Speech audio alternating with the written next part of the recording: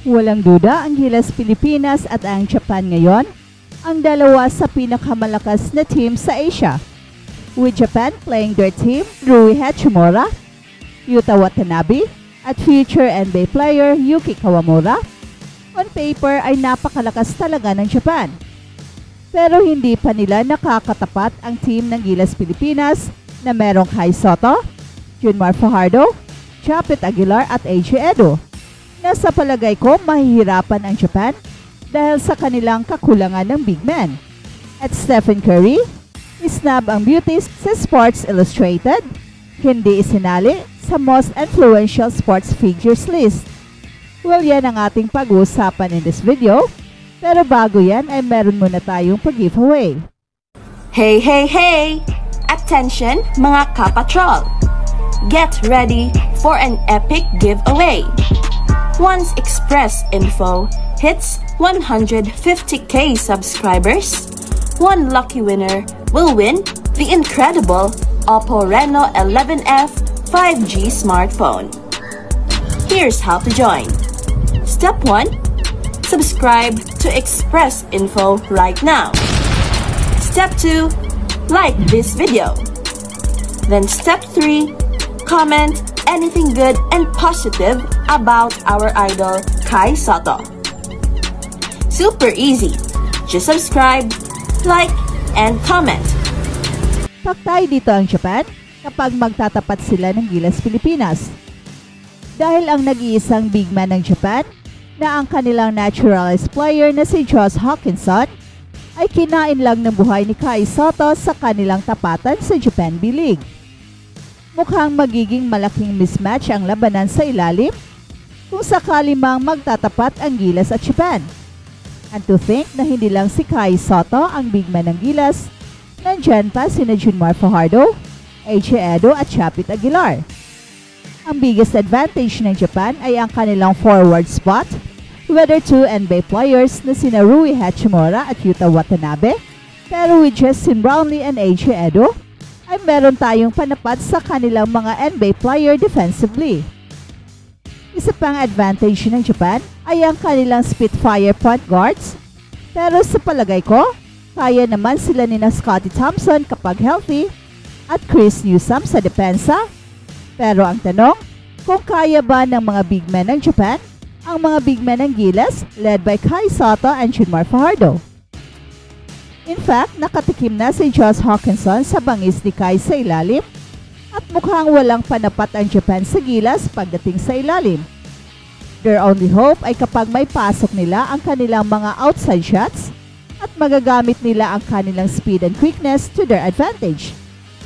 Pero knowing our players ay subok na yan sa speed game, kaya hindi ito magiging masyadong malaking problema. Sana ay magkakatapat na ang team ng Japan at team ng Gilas para magkaalaman na kung sino ang mas magaling at sino ang bagong hari ng Asia.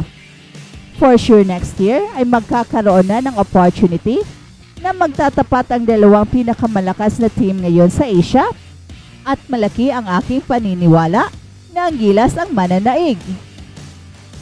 At balitang NBA naman, Sports Illustrated, inisnab si Stephen Curry sa most influential sports figures list.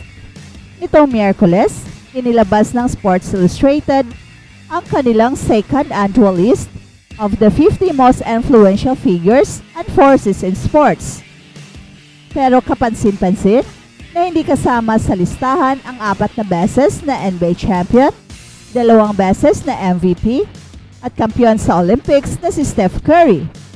At nagpakita pa ng kanyang napakahusay na performance sa Olympics, who just finished one of the most noteworthy summers of his career, which included a storybook Olympics, ang debut ng kanyang Peacock series, at ang kanyang China trip that was so overcrowded na kailangan pa ni Steph Curry na mag-cancel ng multiple appearances.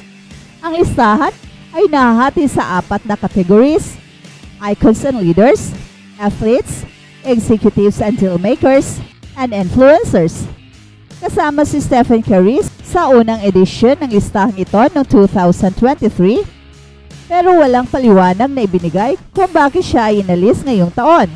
Nakakapagtaka rin dahil 8 aktibong basketball players ang nasa listahan, kabilang ang 6 sa kategorya ng athletes, NBA stars na sina Anthony Edwards at Victor Wembanyama, WNBA stars na sina A'ja Wilson, Angel Reese at Caitlin Clark, at standout ng USC na si Juju Watkins, kasama naman si LeBron James sa Icons and Leaders category, at ang LSU Junior na si Flogie Johnson ay nasa Influencers category, bahagi na rin dahil sa kanyang rap career.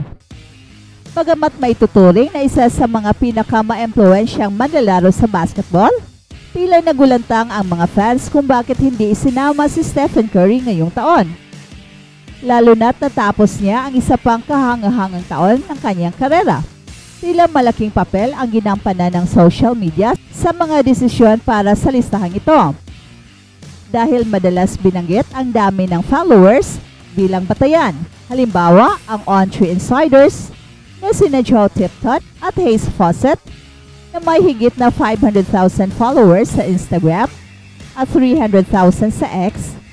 Gayunpaman, si Stephen Curry ay may 58.1 million followers sa Instagram na hindi nabigyan ng sapat na bigat para may sama siya sa listahan.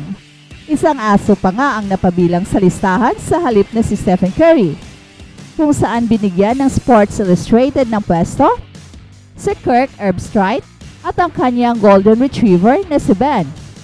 Isang nakakapagtakang desisyon kung ikokompara sa greatest shooter in history.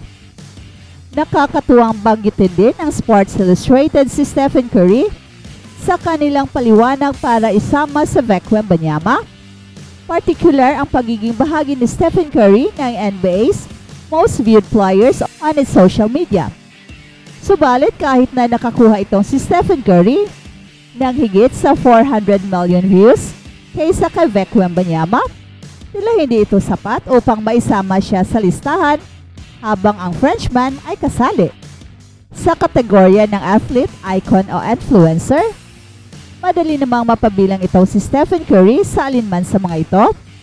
Ang kanyang night-night celebration ay naging isang pangdaigdigang sensation na ginamit kamakailan ni Lionel Messi, isa sa pinakamalalaking pangalan sa soccer. Ginawa pa nga ng Topps ang isang espesyal na trading card kung saan parehong ginagawa ni na Stephen Curry at Messi ang nasabing celebration na pinasikat ni Curry. Sa kabila ng mga malalaking tagumpay na ito, tila hindi ito naging sapat para makakuha si Stephen Curry ng pwesto sa listahan ngayon, na naging dahilan ng kalituhan at mga katanungan mula sa kanyang mga fans.